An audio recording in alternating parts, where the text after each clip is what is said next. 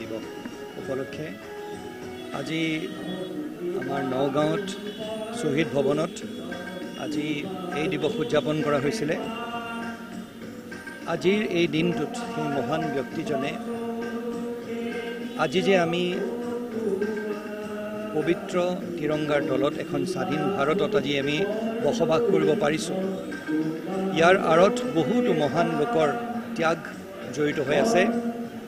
আজি আমি সকলোৱে সমাজখনে মিলি তেওঁক স্মৰণ কৰিছোঁ, তেওঁক শ্ৰদ্ধা জনাইছোঁ আৰু আমাৰ সোণৰ অসমখন গঢ়াৰ ক্ষেত্ৰত সেই মহান ব্যক্তিজনৰ যি অৱদান, সেই অৱদান আমি স্মৰণ কৰি সংকল্পবদ্ধ হৈছোঁ। সমগ্ৰ নগাঁওবাসী ৰাইজ আজি ইয়াত একত্ৰিত হৈছে আৰু আমি সকলো মিলি সংকল্পবদ্ধ হৈছোঁ যে তেওঁ যি মাৰ্গদৰ্শন আমাক কৰিছে, সেই মাৰ্গদৰ্শন আমি খোজে খোজে আমি আগবঢ়াই লৈ যাম আৰু সেই অনুপাতে এখন সুন্দৰ সমৃদ্ধিশালী আৰু শক্তিশালী ভাৰতবৰ্ষ গঢ়িবলৈ আমি চেষ্টা কৰিম। তাৰ লগতে আমাৰ অসমখনো আগবাঢ়ি যাব। ধন্যবাদ।